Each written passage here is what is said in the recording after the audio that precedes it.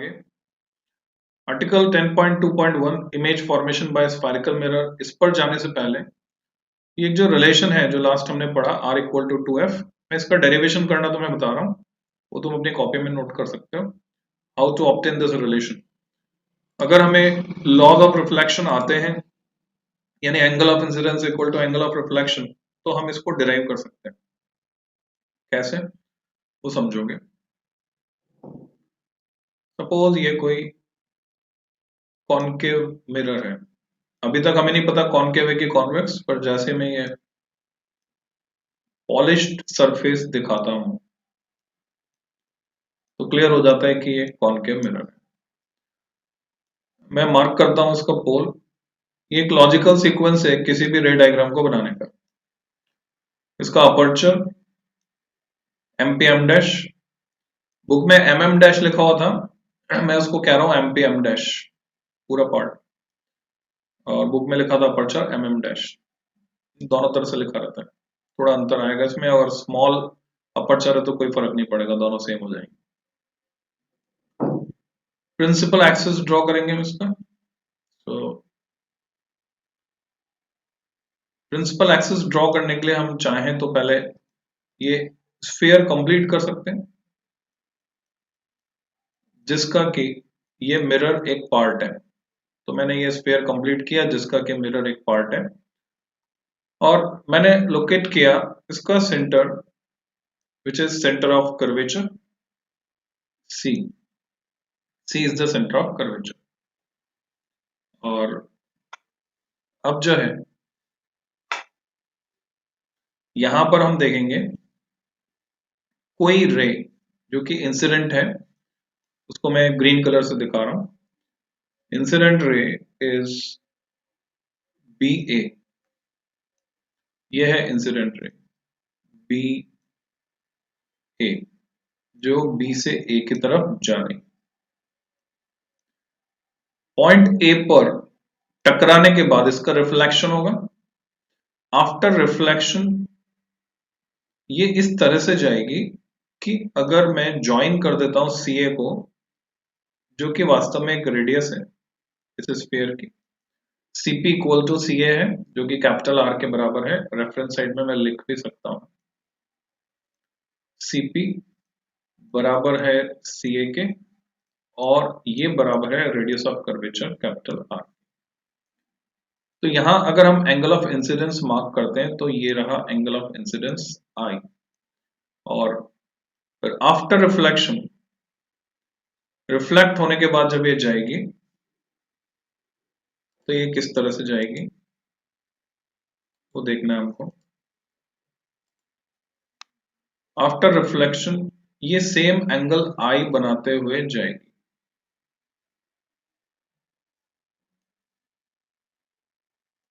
So you have to draw this, साथ साथ में ड्रॉ करते चलो। और मैं इस एंगल को भी आई लिख सकता हूं।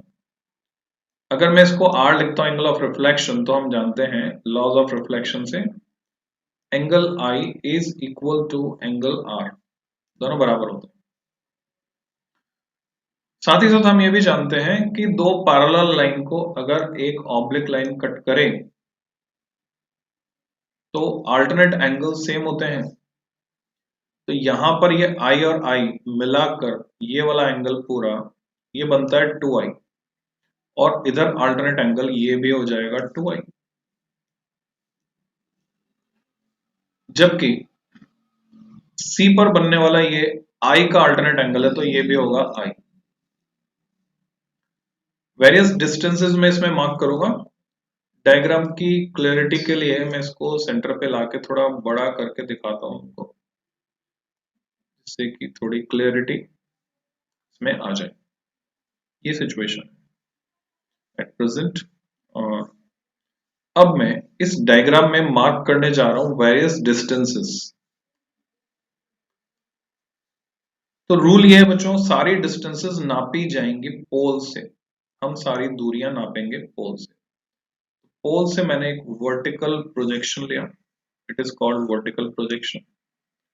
जिस पॉइंट से ये पास हो रहा है प्रिंसिपल एक्सिस को काटते हुए रिफ्लेक्टेड रे, रिफ्लेक्टेड रे जिस पॉइंट से पास हो रही है मैं उस पॉइंट को नाम देता हूं focus F. This is focus capital F. Focus तक की जो दूरी है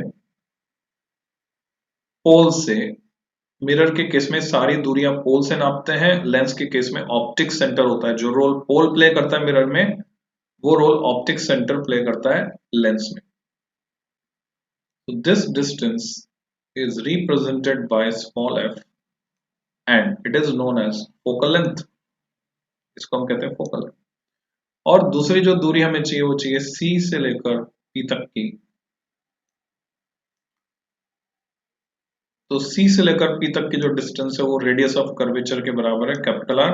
और R और F के बीच हमें रिलेशन एस्टेब्लिश करना है इस डेरिवेशन में, इस डायग्राम की मदद से। तो ये करंट सिचुएशन है बच्चों, this is the current situation. और अब इनमें रिलेशन एस्टेब्लिश करने के लिए मुझे कुछ ट्रायंगल्स चाहिए होंगे जिसमें ट्रिग्नोमेट्री लगाकर मैं रेशियो ले सकता हूं, साइन थीटा कॉस थीटा वगैरह ले सकता हूं। तो उसके लिए हम क्या करते हैं, एक परपेंडिकुलर ड्रॉप करते हैं ए से, जिससे कि ट्रायंगल हमें मिल जाए। तो ए से मैंने एक परपेंडिकुलर ड्रॉप किया। परपेंडिकुलर का जो फुट है, हिंदी में बोलते हैं अभिलंब, अभिलंब का पाद, पाद यानी पैर। तो परपेंडिकुलर का जो फुट है वो यहां रेस्ट कर रहा है and here is this point is normal के करस्पॉन्डिंग, हम इसको एन से दिखाते हैं। तो नॉर्मल हमने खींचा, तो पॉइंट एन यहां पर हो गया। तो अब देखा जाए तो ट्रायंगल एक तो दिख रहा है हमें एफ एन ए, दूसरा दिख रहा है सी एन ए। और ये देखोगे तुम कि डेरिवेशंस को आसान बनाने के लिए हम बहुत सारे अजम्पशंस लगाते हैं फिजिक्स में। यहां पर क्या अजम्पशन रहेगा कि अगर मिरर एमपी एम डैश बहुत स्मॉल अपर्चर वाला है, इसमें जो कर्वेचर है वो नहीं के बराबर है, तो जो पॉइंट P है और जो पॉइंट N है इनके बीच की जो डिस्टेंस है NP, it is almost zero. यानी N को हम P की जगह मान सकते हैं या P को N की जगह मान सकते हैं, यानी P और N कोइंसाइड करेंगे, एक ही जगह पर होंगे। तो ये अजम्पशन हम लेकर चलने वाले। तो मैं समझता हूँ डायग्राम तुमने बना लिया होगा। मैं इसको वापस से इसके ओरिजिनल साइज पर ले आता हूँ, जिससे इसी के बगल में हम डेरिवेशन को नोट कर सकें। तो डायग्राम कंप्लीट होने के बाद डेरिवेशन की स्टेप्स क्या होती है बच्चों? सबसे पहले हम यहां पर लिखेंगे कंसिडरिंग, ब्लू पेन ले लेता हूं मैं जिससे कि फील आ जाए, जैसे हम कॉपी में लिखते हैं। कंसिडरिंग द सिचुएशन, जो स्थिति हम देख रहे हैं चित्र में, द सिचुएशन, ये क्या शॉर्टेस्ट लैंग्वेज है जो हम डेरिवेशन में यूज कर सकते हैं स्कूल एग्जाम में।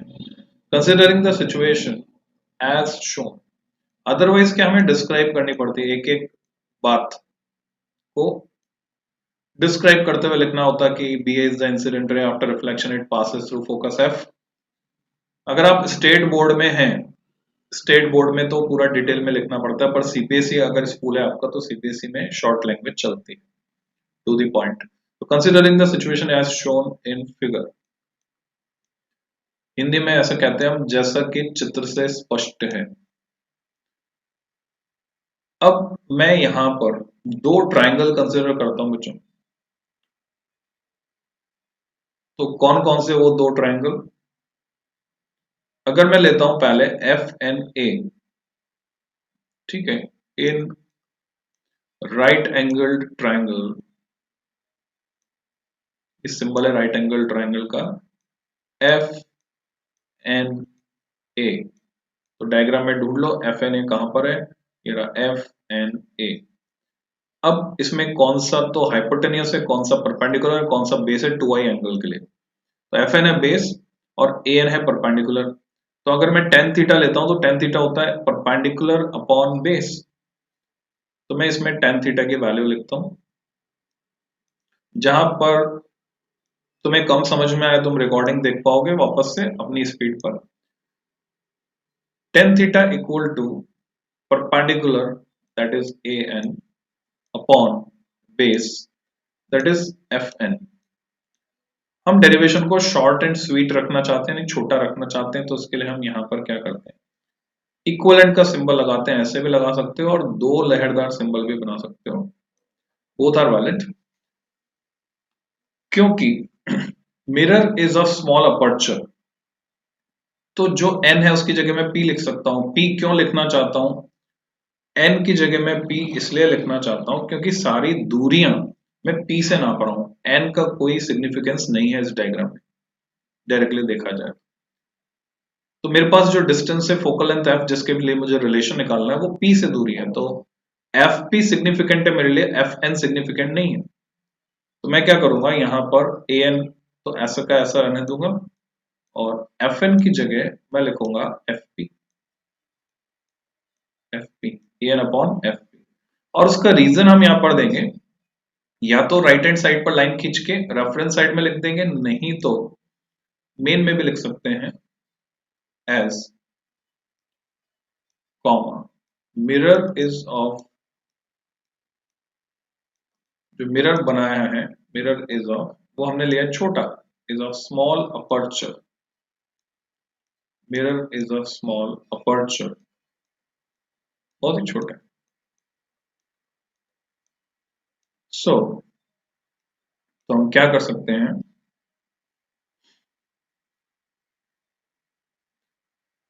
n coincides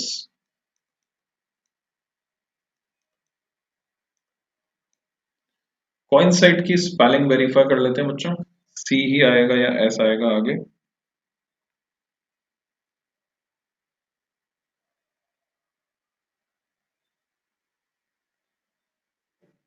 okay c are.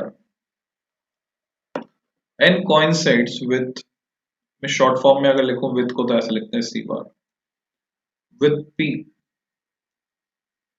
तो n coincides with p, thus इस वजह से क्या होगा, हम लिख पाएंगे fn इक्वलेंट fp, ऐसे हमने किया। This is equation 1। अब मैंने ऊपर एक गलती है कि थीटा तो यहाँ कहीं है नहीं, मैंने tan थीटा लिख दिया है, so I will make a correction. ये एंगल एक्चुअल में कितना है एफ एन ए में, ये है 2i, so tan 2i, angle 2i, tan 2i इतना है।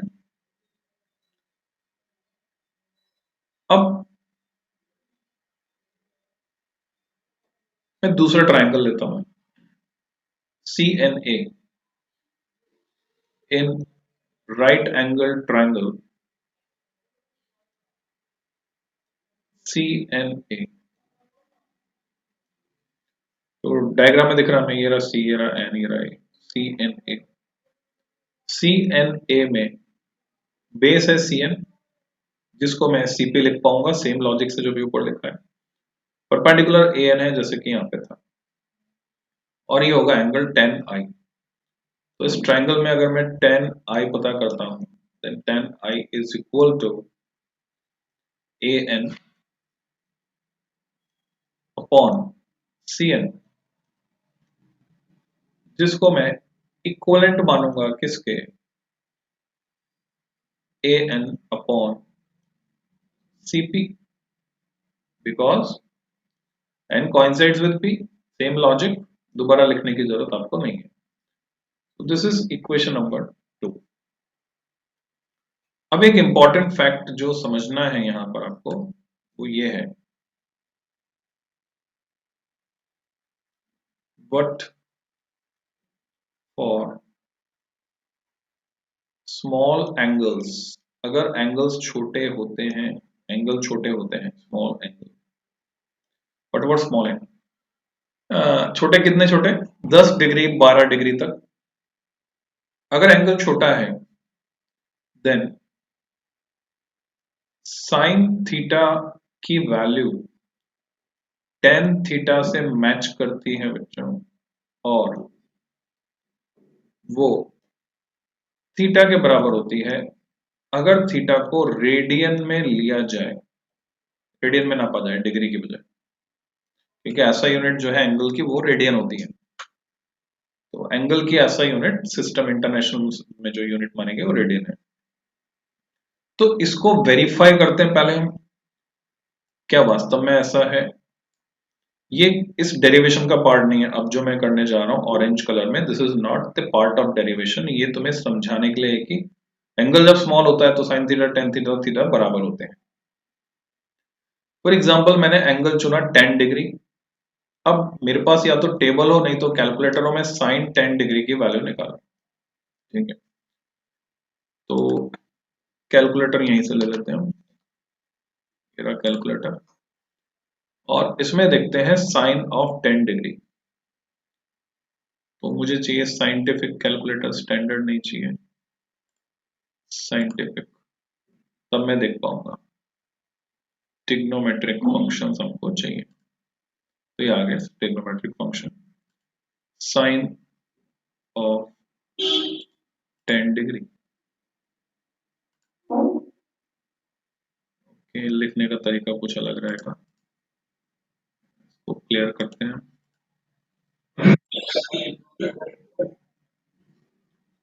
शायद 10 पहले लिखना पड़ेगा, फिर साइन को, ये आ गया। ठीक है, this is sine of 10 degree, 0.1736। 0.17 काफी है।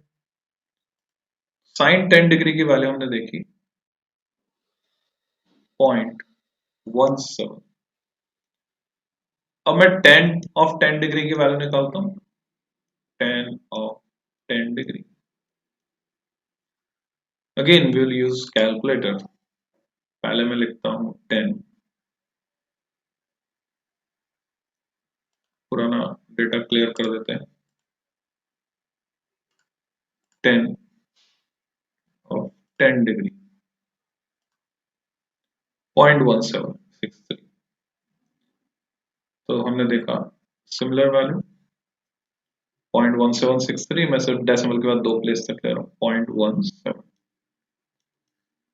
अब हम क्या करते हैं, 10 डिग्री की वैल्यू रेडियन में निकालते हैं। उसका तरीका क्या है, अगर मैं 10 डिग्री को रेडियन में कन्वर्ट करना चाहता हूं तो मुझे ये पता होना चाहिए पहले कि 180 डिग्री पाई रेडियन के बराबर होता है, 360 डिग्री 2 पाई होता है, तो 180 डिग्री पाई रेडियन के बराबर।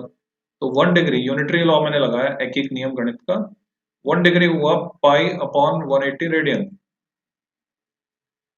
तो 1 डिग्री हुआ पाई अपॉन 180 रेडियन। तो 10 डिग्री कितना हो गया बच्चों, 10 डिग्री हुआ 10 into pi upon 180 radian. So I will calculate this. 10 into pi, यहाँ पर पाई की वैल्यू हम रखेंगे 3.17, सॉरी 3.14। तो पाई की value 3.14 upon 180। It means I have to calculate, 10 से मल्टीप्लाई किया 3.14 को तो बना 31.4, है ना, पॉइंट एक खिसक जाएगा, अपॉन 180। तो ये मैं कैलकुलेटर से भी कैलकुलेट कर सकता हूँ, और अदरवाइज मेरी अच्छी स्पीड है कैलकुलेशन की तो मैं वैसे भी कैलकुलेट कर सकता हूँ। 31.4 अपॉन 180 मुझे कैलकुलेट करके निकालना है। 31.4 divided by 180, so what we get 0.17। हम 2 डिजिट तक ही जा रहे हैं, तो 0.17। तो मैं समझता हूं बात समझ में आ गई होगी कि जब एंगल्स छोटे होते हैं तो साइन थीटा, टेन थीटा और थीटा रेडियन में बराबर हो जाते हैं। यानी साइन थीटा हो चाहे टेन थीटा हो, मैं उसको थीटा लिख सकता हूं, क्योंकि यहां पर हमने जो अपर्चर लिया वो स्मॉल है, small aperture.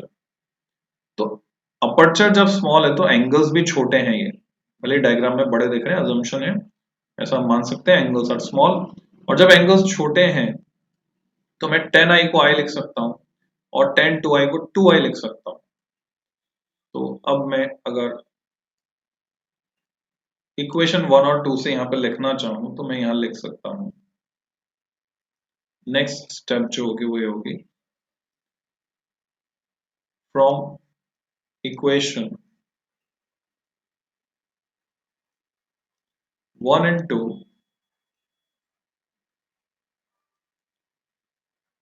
we may write,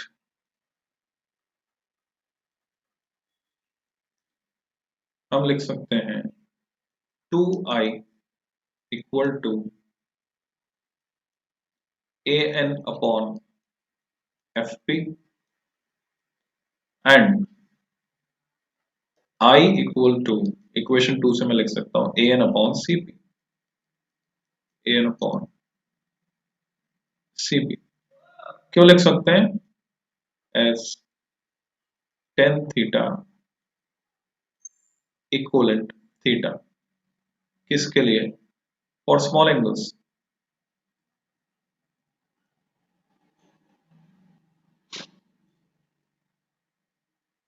इसलिए लिख सकता हूं। अब ये जो दो इक्वेशंस मुझे मिल रही हैं, मैं क्या करता हूं, नीचे से i की वैल्यू उठाकर ऊपर रख देता हूं। 10, देखो 2 ऐसा का ऐसा मैंने लिखा, i की जगह मैं लिख सकता हूं an अपॉन cp, तो मैंने लिखा an upon cp equal to, जैसा इक्वेशन में था an अपॉन fp। तो ये जो an है वो कट गया, सेम है, दोनों साइड से कैंसिल हो गया, रेशो में बराबर बराबर चीजें कट जाती हैं। और यहां पर हम करते हैं क्रॉस मल्टीप्लिकेशन, यानी ये जो fp है इधर तो जाएगा न्यूमरेटर में ऊपर, तो अगली स्टेप में मैं लिख सकता हूं 2 इंटू fp, और ये जो cp है इधर मल्टीप्लाई होगा ऊपर जाकर 1 से, क्योंकि ये कट गया तो ये भी 1 है, ये भी 1 है, 1 टाइम्स, तो ऊपर जाएगा ये बनेगा cp। और हम जानते हैं कि fp is nothing but focal length small f and cp is nothing but radius of curvature capital R। तो cp की जगह मैं कैपिटल R लिख सकता हूँ, fp की जगह मैं स्मॉल f लिख सकता हूँ, तो मैंने लिख दिया ट्वाइस ऑफ fp की जगह स्मॉल f, cp की जगह capital R। So we prove the relation, small aperture वाले मिरर के लिए अजम्पशन है साथ में ना, कंडीशन अप्लाइड, शर्तें लागू हैं, स्ट्रेट फॉरवर्ड हम हर मिरर के लिए नहीं कह सकते कि यह रिलेशन वैलिड होगा, हर मिरर के लिए इसमें थोड़ा अजम्पशन जो लगा है वो हटाया, तो cos थीटा का एक फैक्टर आ जाता है, जैसे हम हायर लेवल पे सीखेंगे। So we can say that जो फोकल लेंथ होती है वो रेडियस ऑफ कर्वेचर की आधी होती है फॉर मिरर्स।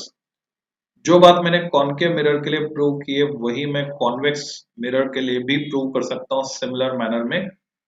तुम चाहो तो वो एक्टिविटी की तरह खुद करके देख सकते हो, you can prove the same result for convex mirror also. अब हम चलते हैं वापस बुक पर। तो हमने महसूस कर लिया, सीख लिया कैसे r इक्वल टू 2f और कैसे रे डायग्राम वगैरह बनाते हैं। तो article 10.2.1 image formation bye स्पायरिकल mirrors, उनके बारे में जो फैक्ट्स हैं वो हमें फील करने हैं। You have studied about the image formation by plane mirrors, you also know the nature, position and relative size of the image form by them. ये तुम ऐसे भी कर सकते हो कि बाजार में मिल जाते हैं कॉनकेव मिरर, कॉन्वेक्स मिरर तो हमारी गाड़ी में लगा होता ही है, तो उसमें इमेज कैसे बन रही है, कब कहाँ ऑब्जेक्ट को रखा है, वो खुद एक्सपीरियंस करके देख सकते हैं। How about the images formed by spherical mirrors? How can we locate the image formed by concave mirror for different position of object? Practically तुम कर सकते हो। Are the images real or virtual? Are they enlarged, बड़ी होंगी, diminished यानी छोटी होंगी, और have the same size? तो अगर ये वर्ड नहीं पता तुमको तो नया शब्द जोड़ लो इंग्लिश की वोकैबुलरी में, diminished यानी छोटा होना। We shall explore this with an activity, एक एक्टिविटी से हम ये सब फील करके देख सकते हैं। You have already learned a way of determining the focal length of a concave mirror in activity 10.2, कैसे सनरेज को फोकस करके। अच्छा सूरज नहीं है तब क्या करेंगे, यू कैन फोकस ट्यूबलाइट और बल्ब, उसकी इमेज बन जाएगी कागज पे। You have seen that the sharp bright spot of light you got on the paper is in fact the image of the sun. It was a tiny real inverted image. You got the approximate focal length of the concave mirror by measuring the distance of the image from the mirror. क्या करना है? Take a concave mirror, find out its approximate focal length in the way described above. मान लो तुमने वो निकाला और 10 centimetre आ गया. Note down the value of focal length. तुमने focal length की वैल्यू नाप ली और उसको लिखा 10 centimetre. You can also find it by obtaining image of a distant object on a sheet of paper, जैसे मैंने अभी बताया, ट्यूबलाइट या बल्ब की image. Mark a line on table with a chalk. Place the concave mirror on the stand. Place the stand. अभी तुम्हारे पास time है तो बना सकते हो स्टैंड मिरर के लिए जुगाड़ करके. Place the stand over the line such that its pole lies over the line. Table के किनारे पे चिपका सकते हो स्टैंड में. Draw with a chalk two more lines parallel to the previous line such that the distance between any two successive lines is equal to the focal length of the mirror. बच्चों ये experimentally हम करते हैं optical bench पे जहां पर इसी तरह का सेटअप होता है. These lines will now correspond. अब तुम बोलोगे ऑप्टिकल बेंच कैसी होती है, कैसे दिखती है, तो मैं तुम्हें दिखा देता हूँ ऑप्टिकल बेंच. ऑप्टिकल बेंच कैसे दिखेगी?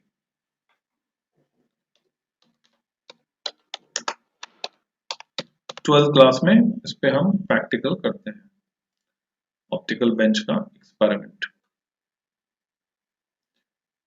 डिफरेंट टाइप की ऑप्टिकल बेंच आती हैं.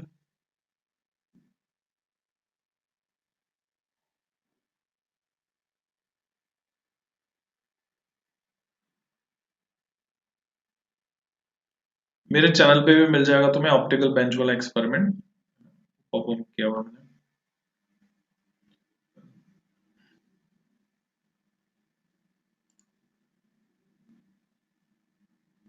ये डिफरेंट टाइप्स के ऑप्टिकल बेंच जिसमें ये फिक्सचर्स लगे हुए हैं. स्कूल लैब में मोस्ट कॉमनली तुम्हें इस तरह की ऑप्टिकल बेंच मिलती है.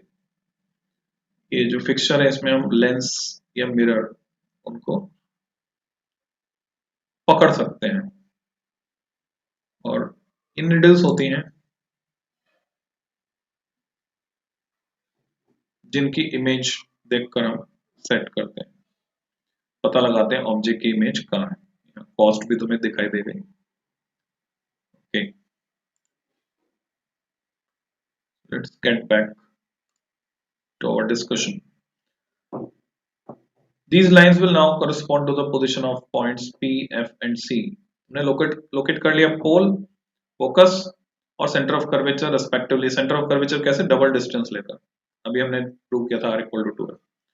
Remember, for a spherical mirror of small aperture, the principal focus F lies midway between the pole P and center of curvature C. Keep a bright object. तुम चाहो तो मोमबत्ती जला के रख सकते हो या चमकती हुई needle, say a burning candle, at a position far beyond C. Place a paper screen and move it in front of the mirror till you obtain a sharp bright image of the candle flame on it. बिल्कुल मोमबत्ती की जलती हुई लौ की image दिखेगी. Observe the image carefully, note down its nature. सीधी दिख रही है, उल्टी दिख रही है, position and relative size with respect to object size. ये पूरा tabulate कर सकते हैं हम, टेबल में सब सारा डेटा रिकॉर्ड कर सकते हैं. Repeat the activity by placing the candle just beyond C, at C, between F and C, at F and between P and F. तो पोल से जैसे जैसे दूर ले जाते हैं हम, अगर कॉनकेव मिरर है, पोल से आप दूर ले जा रहे हैं, कॉनकेव मिरर है, शुरू में इमेज सीधी होगी, मैग्नीफाइड होगी, फोकस तक जाएंगे, इमेज का साइज बढ़ता जाएगा, फोकस पे जाने के बाद इमेज उल्टी हो जाएगी, इन्वर्टेड हो जाएगी. फोकस से दूर ले जाने पर इन्वर्टेड, फोकस पे मैक्सिमम मैग्नीफाइड इंफिनिटी पर चले जाती है इमेज. तो वो आप फील कर सकते हैं. In one of the cases, you may not get the image on the screen. Identify the position of the object in such a case. Then look for its virtual image in the mirror itself. जो image inverted है वो real है क्योंकि वहां पर raise वास्तव में मिल रही है. जो इमेज सीधी है वो वर्चुअल है. Note down and tabulate your observations. You will see in the above activity that the nature, position and size of the image formed by concave mirror depends on the position of the object in relation to points P, F and C, pole, focus and center of curvature. The image formed is real for some positions of the object. It is found to be virtual image for a certain other position. The image is either magnified हो सकती है, बड़ी, reduced, छोटी हो सकती है और has the same size की depending on the position of the object. तो इसकी पूरी समरी जो है ऑब्जर्वेशंस की इस टेबल में दे दी गई है और तुम अपने ऑब्जर्वेशन को इस टेबल में दिए हुए ऑब्जर्वेशन से वेरीफाई कर सकते हो, मैच करा सकते हो. जब ऑब्जेक्ट इन्फिनिटी पर है यानी बहुत दूर है तो इमेज उसकी जो बनती है फोकस पर। इन्फिनिटी वाले सारे ऑब्जेक्ट जैसे सनलाइट आ रही है हमारे पास पैरेलल, तो पैरेलल रेज कहाँ फोकस होंगी, फोकस पर, तो सन की इमेज कहाँ बनेगी, फोकस पर। इस तरह से हमने फोकल लेंथ भी नापी थी। इमेज का साइज क्या रहेगा, बहुत ही छोटा, हाईली डिमिनिश्ड पॉइंट साइज, एक शार्प पॉइंट की तरह दिखेगा। नेचर ऑफ इमेज क्या होगी, सन की इमेज से तो तुम आइडिया नहीं लगा सकते, पर अगर ट्यूबलाइट देखो तो ट्यूबलाइट की इमेज से या बल्ब की इमेज से तुम आइडिया लगा सकते हो कि वो तुम्हें उल्टा दिखेगा, रियल एंड इन्वर्टेड। अच्छा, बियॉन्ड सी रखा है यानी सेंटर ऑफ कर्वेचर से दूर रखा है ऑब्जेक्ट को, तब क्या होगा, तो इमेज बनती है focus and centre of curvature के बीच और साइज में छोटी बनती है, रियल होती है, इन्वर्टेड होती है। सेंटर ऑफ कर्वेचर पर जब रखते हैं तो इमेज भी सेंटर ऑफ कर्वेचर पर बनती है, इसको बोलते हैं 2f पोजीशन, क्योंकि सेंटर ऑफ कर्वेचर कितना दूर है, पीसी, पोल से सेंटर ऑफ कर्वेचर तक की distance PC is twice of F, focal length की डबल। तो जब ऑब्जेक्ट को 2f पर रखते हैं तो इमेज भी 2f पर बनती है, यानी सेंटर ऑफ कर्वेचर पर रखेंगे इमेज बनेगी सेंटर ऑफ कर्वेचर पर, इन्वर्टेड बनती है, रियल होती है, सेम साइज की बनती है, ना बड़ी ना छोटी। तो सेंटर ऑफ कर्वेचर लोकेट करने का तरीका है, सी और एफ के बीच में रखेंगे यानी सेंटर ऑफ कर्वेचर से आगे चले गए फोकस तक, तो इमेज बनती है सेंटर ऑफ कर्वेचर के पीछे और ये बड़ी होती है, रियल और इन्वर्टेड। फोकस पर ले जाएंगे तो इमेज इंफिनिटी पर बनेगी, यानी ये इसका उल्टा है, फर्स्ट ऑब्जर्वेशन का उल्टा, ऑब्जेक्ट इंफिनिटी पर, इमेज फोकस पर, ऑब्जेक्ट फोकस पर, इमेज इंफिनिटी पर। इसका क्या मतलब हुआ कि फोकस से आने वाली रेज को मिरर पैरेलल कर देता है, और पैरेलल रेज इमेज कहां फॉर्म करेगी, जहां मिलेंगी वास्तव में या मिलती हुई लगेंगी, मिलती हुई लगेंगी तो वर्चुअल इमेज और मिलेंगी वास्तव में तो रियल इमेज। पर हम जानते हैं पैरेलल रेज इंफिनिटी पर मिलती है, कहीं नहीं मिलती, पैरेलल रेज कभी नहीं मिलती, रेल की पटरियां मिलती है कभी नहीं मिलती, तो एट इंफिनिटी इमेज कैसी होगी, जब इंफिनिटी पर बन रही है तो हाईली एनलार्ज, बहुत बड़ी, रियल एंड इन्वर्टेड है अभी तक। पर जैसे ही फोकस से आगे खिसके हम पोल की तरफ, पोल एंड फोकस के बीच में रखा ऑब्जेक्ट को, तो इमेज चले जाती है मिरर के पीछे, मैग्निफाइड होती है, सीधी हो जाती है, virtual and direct. So you can experience all these observations. Article 10.2.2 Representation of images formed by spherical mirror using ray diagrams। तो यहाँ पे रे डायग्राम का कंसेप्ट इंट्रोड्यूस होता है बच्चों। रे डायग्राम कैसे बनाने हैं, किन लॉजिक को फॉलो करके बनाने हैं, जस्ट रिवीजन हो जाएगा अभी जो हमने सीखा थोड़ी देर पहले। We can also study the formation of images by spherical mirror by drawing ray diagrams. Consider an extended object of infinite size, बहुत दूर है तो parallel rays आएंगी, placed in front of a spherical mirror, each small portion of the extended object acts like a point source, और वहां से raise आएंगी, raise यानी किरणें, an infinite number of rays originate from each of these points to construct the ray diagrams in order to locate the image of an object, an arbitrarily large number of rays emanating यानी निकलने वाली from a point could be considered, वो हम ले सकते हैं। However, it is more convenient to consider only two rays। किसी भी इमेज को बनाने के लिए आपको सिर्फ दो रे चाहिए, दो रे चाहिए, तो हम बहुत सारी रेज लेने के बजाय दो रे लेंगे तो कंफ्यूजन नहीं होगा, for the sake of clarity of the रे डायग्राम, यानी डायग्राम की क्लैरिटी के लिए आसानी से समझ में आ जाएगा। These rays are so chosen इस तरह से that it is easy to know their directions after reflection from the mirror. The intersection of at least two reflected rays give the position of image of the point object. Point object की point image बन जाएगी। Any two of the following rays can be considered for locating the image। कौन सी, एक जो जा रही है along the principal axis, दूसरी जो इसके पैरेलल जा रही, दो रेज ले सकते हैं। A ray parallel to the principal axis after reflection will pass through the principal focus in case of a concave mirror or appear to diverge from the principal focus in case of a convex mirror। दोनों रे diagram तुम यहां देख रहे हो, तो रे कैसे आई कैसे गई। अब होता क्या बच्चों, ये रे डायग्राम तुम्हारे सामने बना बनाया आ गया, ठीक है, तो तुम्हें नहीं पता पहले क्या बनाना चाहिए बाद में क्या बनाना चाहिए। मैं कहना चाह रहा हूं लॉजिकल सीक्वेंस का आइडिया तुमको नहीं है, यानी इस रे डायग्राम को किस लॉजिकल सीक्वेंस में बनाना चाहिए, पहले क्या बाद में क्या। तो उस क्लैरिटी के लिए मैं इसी रे डायग्राम पर बता रहा हूं कि सिचुएशन क्या रहेगी। तो रेड कलर से दिखाता हूं। सबसे पहले हम बनाएंगे कॉनकेव मिरर, तुम साथ साथ में ड्रॉ कर सकते हो। देन हम इसमें दिखाएंगे पॉलिश, फिर हम मार्क करेंगे पोल P, फिर इसका अपर्चर MP M डैश, फिर हम इसका स्फीयर यानी स्फेरिकल पार्ट कंप्लीट करते हुए, जिसका कि ये एक हिस्सा है, हम लोकेट करेंगे इसका सेंटर ऑफ कर्वेचर। तो यहां सेंटर है, तो स्फीयर थोड़ा बड़ा होगा बच्चों, जस्ट लाइक दिस। हम लोकेट करेंगे इसका सेंटर ऑफ कर्वेचर, और सेंटर ऑफ कर्वेचर लोकेट करने के बाद पोल से सेंटर ऑफ कर्वेचर को मिलाते हुए हम खींचेंगे प्रिंसिपल एक्सिस। प्रिंसिपल एक्सिस खींचने के बाद एक रे हम भेजेंगे पैरेलल टू प्रिंसिपल एक्सिस, और जो रे जाएगी parallel to principal axis, ray diagram में हमेशा एरो लगाना जरूरी है, रे किधर से किधर जा रही है। आफ्टर रिफ्लेक्शन उसको यहां से पास करेंगे, ये रे जिस पॉइंट पर काटते हुए जाएगी उसको मार्क करेंगे फोकस F, और C से इस पॉइंट को ज्वाइन कर देंगे। और अगर तुम पहचान पा रहे हो, ये वो है इंसिडेंट रे BA, जैसे कि हमने लास्ट डायग्राम में देखा था, और इन दोनों एंगल को हमने मार्क किया I and I। This is the way. Convex mirror के लिए बनाना है, तो सबसे पहले हमने कॉन्वेक्स मिरर ड्रॉप किया, फिर हम इसकी सरफेस पर पॉलिश दिखाएंगे।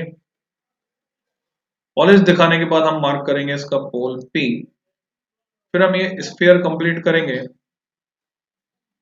और स्फीयर कंप्लीट करने के बाद मार्क करेंगे सेंटर ऑफ कर्वेचर C, और एक स्ट्रेट लाइन खींचेंगे पोल और सेंटर ऑफ कर्वेचर को मिलाते हुए, जिसको हम बोलेंगे प्रिंसिपल एक्सिस। अब हम एक रे इंसिडेंट करेंगे इस पर, रे इंसिडेंट, जैसे ये रे इंसिडेंट है, इसको मैं नाम दे सकता हूं BA। BA is the incident रे। रिफ्लेक्ट होने के बाद किधर से जाएगी वो पता लगाने के लिए हम क्या करते हैं, सेंटर ऑफ कर्वेचर से एक लाइन खींचते हैं A तक, जो डेफिनेटली रेडियस है उसको हम आगे भी एक्सटेंड कर देते हैं, क्योंकि यही नॉर्मल का काम करेगी। नॉर्मल के साथ इंसिडेंट रे जो एंगल बनाती है उसको बोलते हैं एंगल ऑफ इंसिडेंस I। तो रिफ्लेक्ट होने के बाद रे इस तरह से जाएगी कि सेम एंगल वापस बनाएगी, तो हम बनाएंगे रिफ्लेक्टेड रे। तो this is reflected ray, reflected ray, this is incident ray. Laws of reflection कहते हैं angle I is equal to angle R, दोनों एंगल बराबर।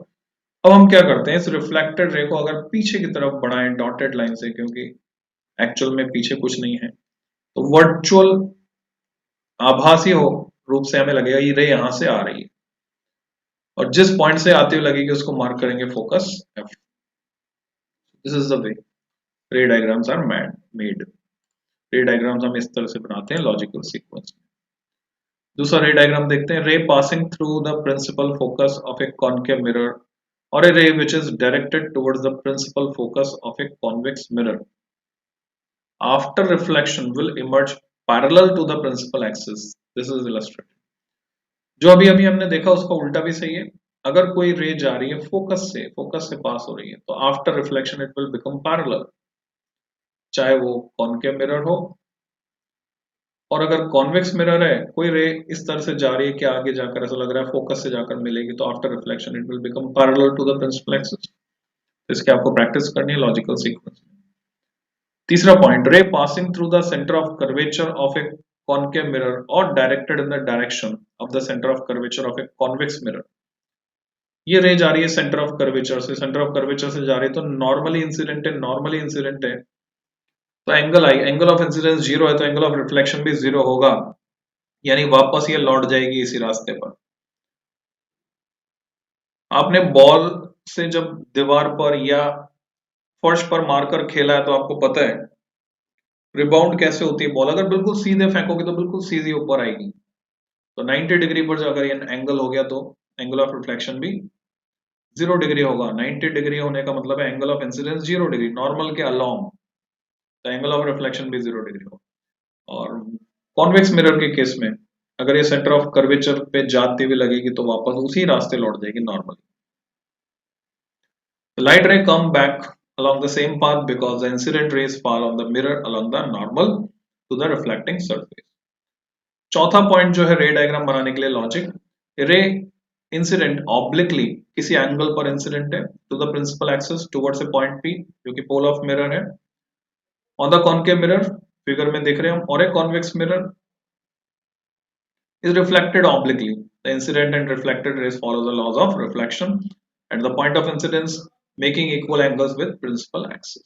ऐसा होता है। Remember that in all the above cases, the law of reflection are followed. At the point of incidence, the incident ray is reflected in such a way that the angle of reflection equals the angle of incidence. Image formation by concave mirror.